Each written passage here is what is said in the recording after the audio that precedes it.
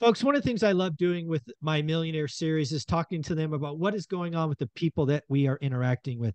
The one and only Mr. Brian Adamson. How you doing, sir? I'm good, Mike. How about yourself? I'm doing wonderful, man. So you and I do this business. We also help people, coach them. We are often also a sounding board. So I'd love to hear from you. What is going on in kind of your circle? I'm imagining a lot of people are calling you talking about banking crisis. Is my money safe? How scared should I be? What are you hearing out there? And I'll share the same thing. Yeah, I think so within our network, right, of our actual students in our program, not a lot of that, man. Just not a Oh, lot of good. noise. Actually, we've got one, two, three students closing on deals by the end of this month. They've all gone out and raised capital. They're doing the deals, no money out of pocket. Nice. And so I think it's about, the more that you understand, the less risky things seem, and the less risky that things seem, you convey that when speaking to said investors, and you kind of normalize what's going on through, whatever it is that you're offering them, right, to participate in. And so I haven't heard a lot of resistance. Even myself personally, I've got, investors actually looking to do more, right? Because they rather get that capital somewhere that they see could be a more safe environment for them. Right. So I think we're going to find a lot of people, while they may have angst to some degree, for those that understand that they can kind of find a safe haven through parking some of this cash in a real estate. Won't be as liquid per se, Nope. but certainly could be accounted for with more upside. That's funny because I'm kind of seeing the same thing, right? So as somebody who puts out daily content on YouTube, um, I get all kinds of comments, and really they're almost divided, right? There's a class of folks who come to YouTube to be fed a message that they want to hear. Mm-hmm. And most of that is negative. It's fearful. The world is ending. We're in a crisis. Then there's the people that what I call do the work, right? They have a buy box. They look at it every day. And once you do that consistency, it's amazing how much more confidence you have. So again, I have people closing deals almost every day now. I mean, I send out these, where are they? I send out these cards. These are called golden tickets. I send out Okay. to anybody who closes their first deal. So you can only ever get one of these. And then I send out this black card for every deal you close. So I send out cards almost every day now. So I I love know that much of my audience is doing the work. But that said, a banking crisis is not something most of us have ever experienced. The last banking crisis that's similar to today was the S&L crisis, it. which Mhm. is really like 81, 82 to 89. And not many people were alive. And certainly not many of us had bank accounts. We're adults at that time. So I think it's right to be at least questioning things. I think that's fair. But this is not a time to slow down doing the work. For sure. I think in times of crisis, Greg Dickerson, somebody who's been on my channel hundreds of times, has always told me good times never last, bad times never last. This is like, well, we're entering a bad time. It's time to really get focused, do the work, and look for opportunity, because where there's great pain, there's great opportunity. So I don't know about you, but I'm excited for myself and for the people that do the work for the next 6, 12, 18, 24 months, because some some generational wealth might be built over the next 2 years, is what I think. For sure. For sure. I agree with you. When there's blood in the water, it's time to go, right? And Yeah.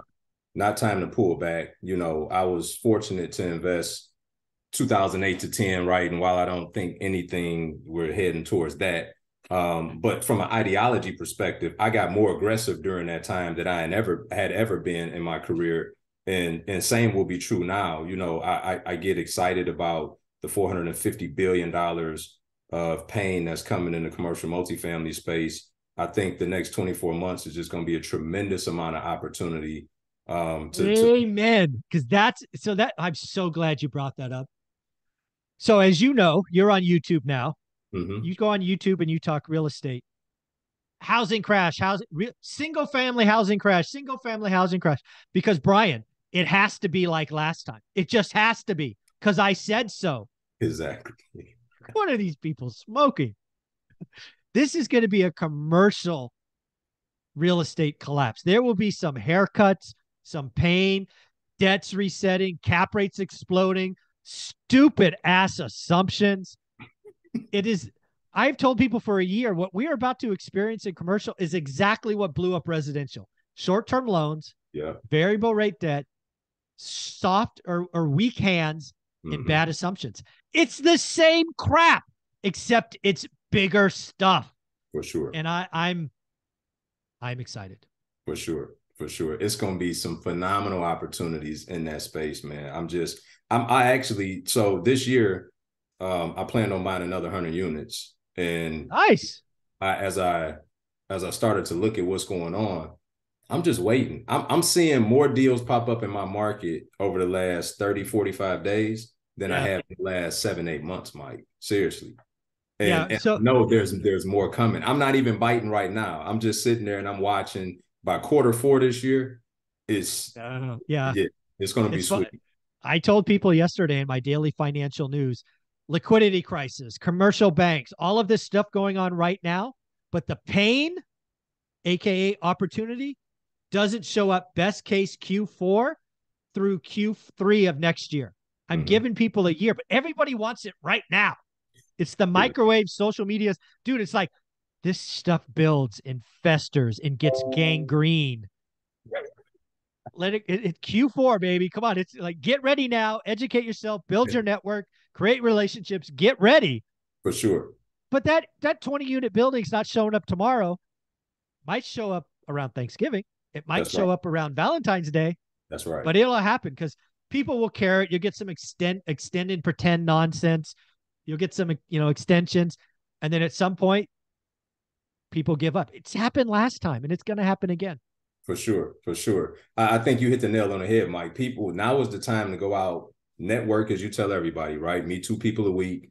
Go out and start building your team. But more importantly, while building your team, build up this asset, right? You got to start investing in yourself and really soaking up as much as you can, learning what to do so that you're not trying to learn it while everybody is doing it. That'll be too late. Okay, I'm telling you now, start doing the prep work so that when it's time to implement, you can jump right in. Yeah, I'm so glad you brought that up because again, I live my audience, I live out loud. I'm spending a couple of grand to go to an event in late April led by another one of my millionaire guests, Jonathan Twomley, to talk about syndications and other deals because again, I think there's going to be some monster stuff in distress. So I am personally, somebody who's been in the business 22 years, done hundreds of deals because there's a part of the market that I don't know yet. I've never done those things. So I'm spending thousands of dollars now because I see an opportunity in Q4. That's right. You don't get ready when it's game time. You get ready early because I am going to be ready for game time. Gosh darn it. Exactly. I love it, Mike. Yeah. So again, this is all happening right now. What I would tell people is it's banking crises are unique. What I told people on the daily financial news today is the next 30 days, be careful. I'm personally not doing any big expenditures. Like I have a portfolio, I have CapEx that I can deploy and I could schedule it out. None of that's being deployed in the next 30 days. I'll deploy it later. I have it. It's ready. It's mine. But I'm like, nope, I'm going to keep it there just in case. Just some dry powder, extra dry powder. That's what I'm personally doing. And I share it out loud. The next 30 days could be wild. Yeah. Yeah, it really can. It really can. But it's no reason to stop looking and doing the work. No, you should look more. You should network more. You should invest more in yourself. This is the time to get ready. Like Steph Curry doesn't just show up in the best shooter ever. For sure. You get ready before the game. I'm personally getting ready. I know you are. It's going to be a lot of fun. Brian, where can people find you? On YouTube at Brian Adamson Real Estate, and then on Instagram at Brian Adamson Official. And on YouTube, what are you putting out? You're putting out investing out of state. What kind of stuff can people go Yeah, and we're find you? doing out of state investing. We're walking people through properties, showing them Yes. exactly how to come up with rehab numbers, deep dive into out of state investing, deep dive into mindset, faith, everything you could think of to give you. And by the way, we teach fix and flip, wholesale, and cash flow, right? Not that one is better than the other. Just in my 17 years, I've kind of needed all of them in my tool shed at some point, and so we just give you the opportunity to learn each one of them. Yeah. So do me a favor, folks, give him a follow on YouTube and please send him a note saying, hey, I came from one rental at a time. Thanks for showing up every week. Brian, I appreciate you, man. Thanks for having me, Mike. You got it.